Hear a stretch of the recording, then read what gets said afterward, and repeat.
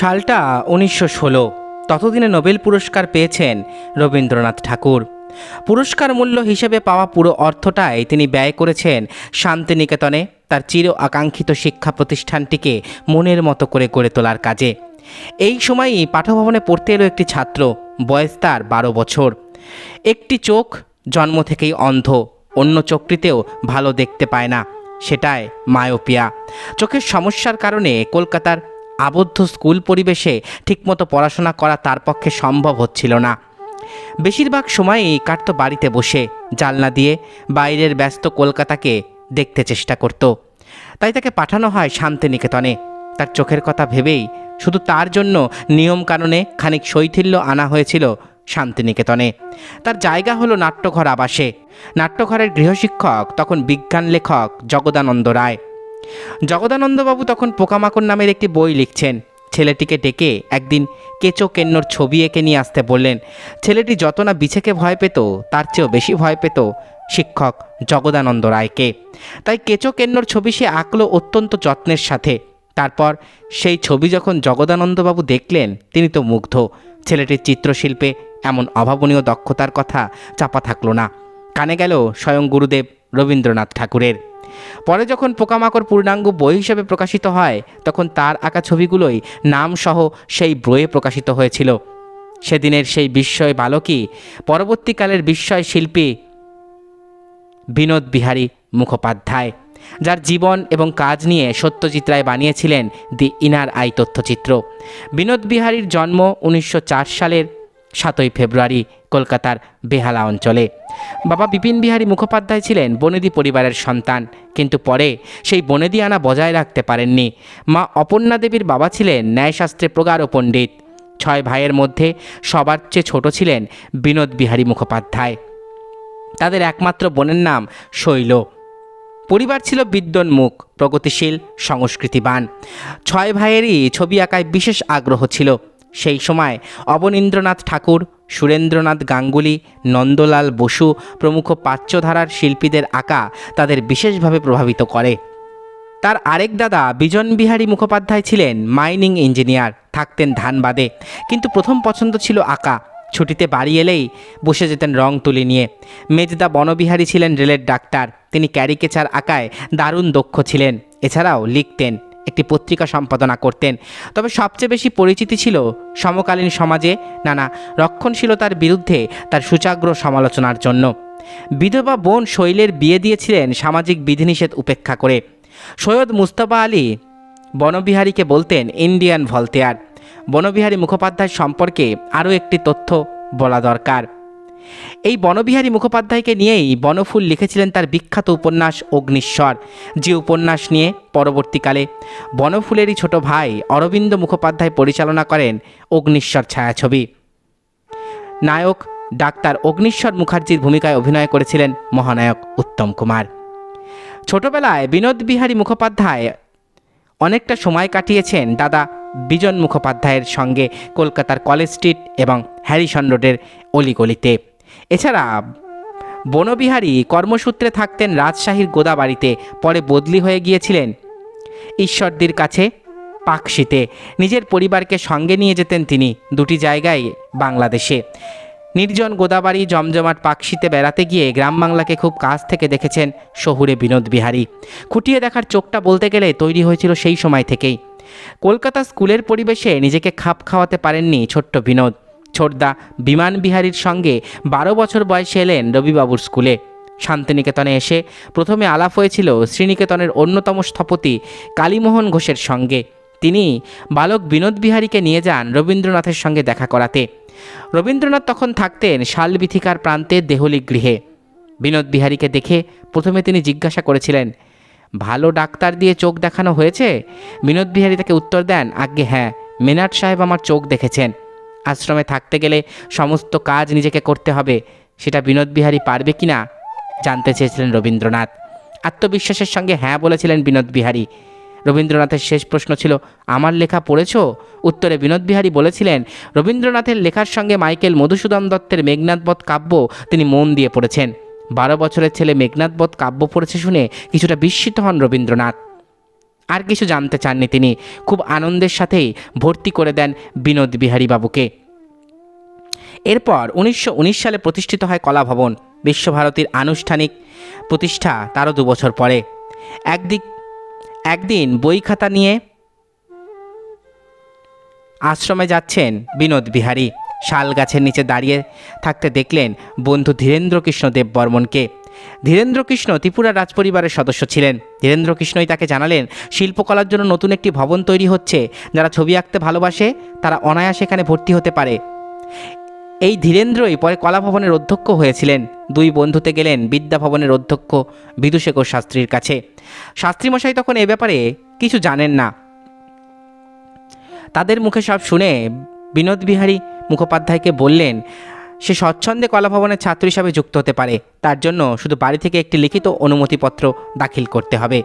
জগদানন্দ রায় অনুমতি দিলেন। প্রথম যে 5 জন ছাত্র কলা ভবনে ভর্তি হয়েছিলেন তাদের মধ্যে বিনোদ বিহারী মুখোপাধ্যায়, ধীরেন্দ্রকৃষ্ণ দেববর্মন ছাড়াও আরও 3 জন হলেন অর্ধেন্দু প্রসাদ মুখার্জি, হীরাচাঁদ দুগার, কৃষ্ণকিঙ্কর ঘোষ। তাদের থাকতে দেওয়া হয়েছিল কবির কনিষ্ঠ পুত্র সমীন্দ্রনাথ ঠাকুরের স্মৃতিতে নির্মিত সমীন্দ্র কুটিরে। কিছুদিনের মধ্যেই কলকাতার গভর্নমেন্ট আর্ট কলেজের চাকরিতে ইস্তফা দিলেন। কলা ভবনের শিক্ষক হিসাবে এলেন অসিত কুমার হালদার। অর্ধেন্দু প্রসাদ, হীরাচাঁদ দুগার, কৃষ্ণকিঙ্কর ঘোষ আর্ট কলেজে এই অসিতবাবুর কাছেই আঁকা শিখেছিলেন। শিক্ষকের সঙ্গে ছাত্ররাও একরকম যোগ দিলেন নতুন এই ভবনে, পরবর্তীকালে যা মহীরূহ স্থান নিয়েছে। কিছুদিন বাদেই যোগ দিলেন নন্দলাল বসু। আর্ট কলেজে অসিত কুমার হালদার এবং নন্দলাল বসু দুজনেই ছিলেন অবনীন্দ্রনাথের ছাত্র। কলেজে অবন ঠাকুরের সঙ্গে তাদের যে সম্পর্ক তৈরি হয়েছিল, কলা ভবনেও সেই ছাত্র শিক্ষক সম্পর্ক গড়ে তোলার কাজে তৎপর হলেন 2 শিক্ষক। এখানেই বিনোদ বিহারী মুখোপাধ্যায় হয়ে উঠলেন বাকিদের চেয়ে অনন্য।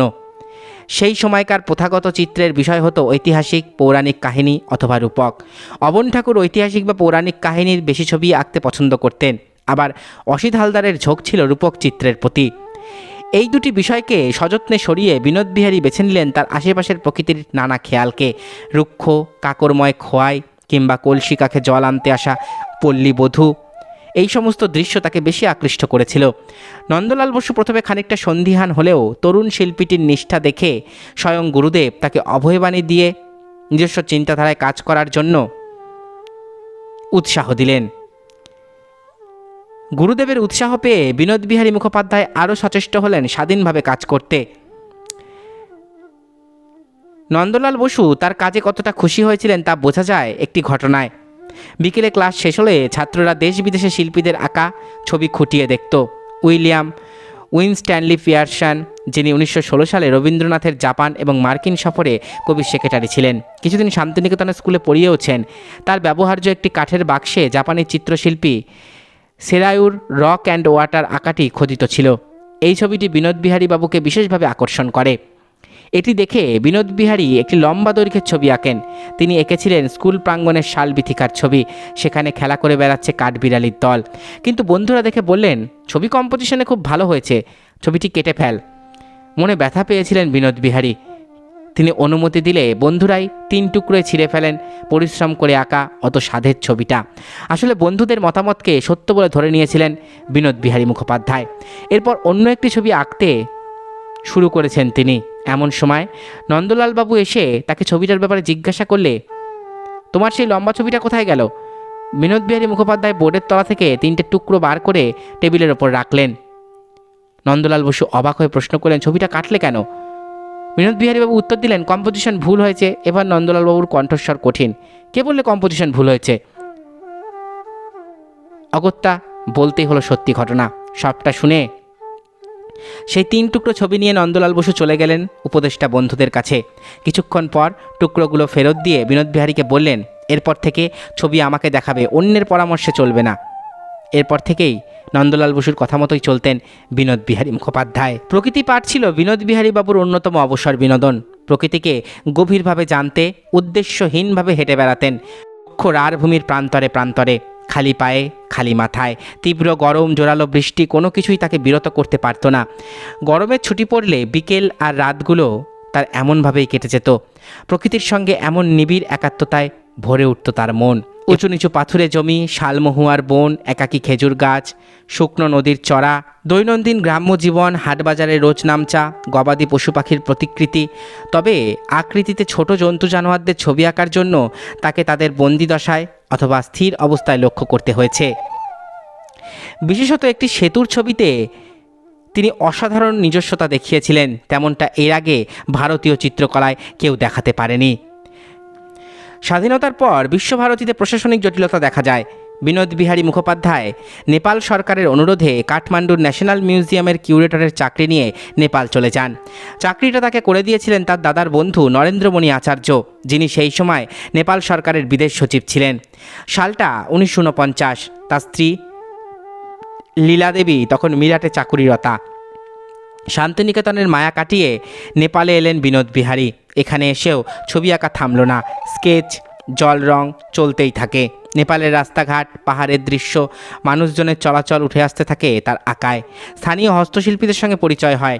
কুলসুন্দর শিলাকর্মী নামে এক হস্তশিল্পীর সঙ্গে পরিচয় হয়েছিল তার। কাঠমান্ডুতে তিনি ছিলেন 3 বছর।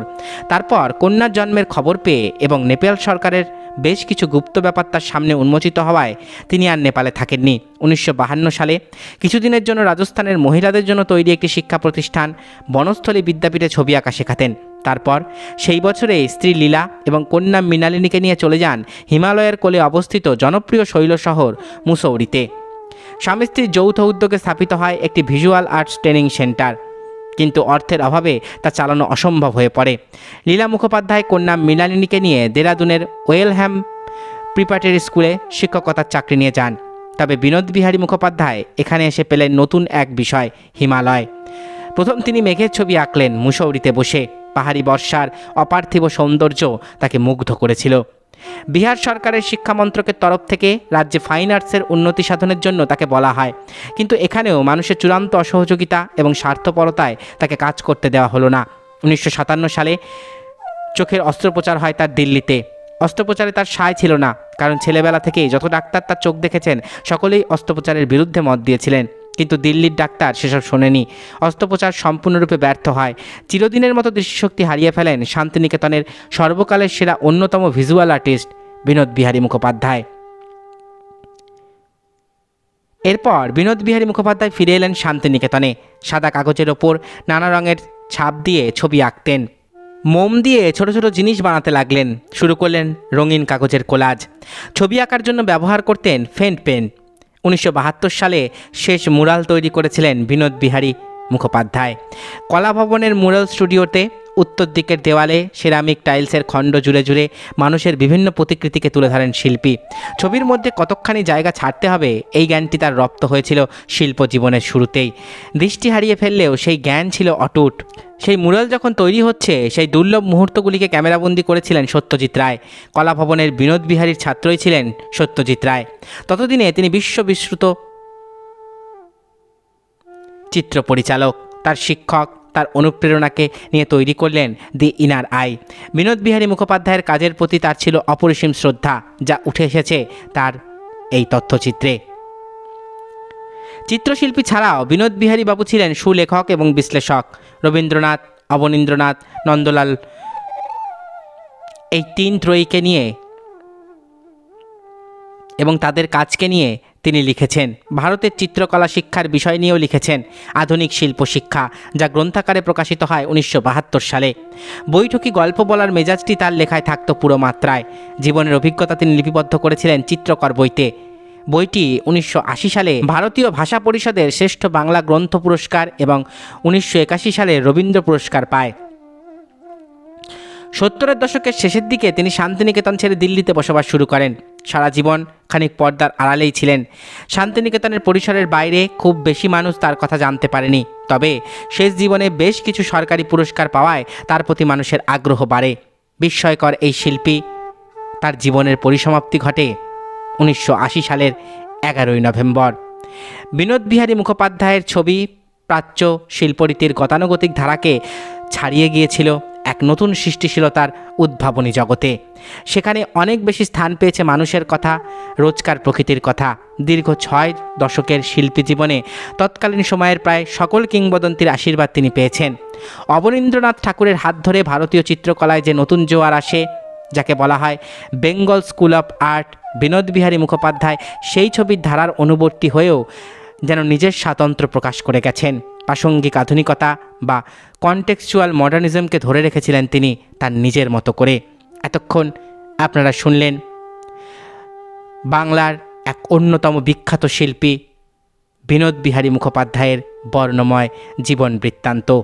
আশা করি ভিডিওটি আপনাদের ভালো লেগেছে। আমার চ্যানেলের ভিডিওগুলো যদি আপনাদের ভালো লাগে তাহলে অবশ্যই চ্যানেলটি সাবস্ক্রাইব করুন, পাশে থাকা বেল আইকনটি ক্লিক করে দিন যাতে পরবর্তী ভিডিও নোটিফিকেশান খুব তাড়াতাড়ি আপনাদের কাছে পৌঁছে যায়। আজকের মতো এখানেই শেষ করছি। ভালো থাকবেন সবাই। নমস্কার।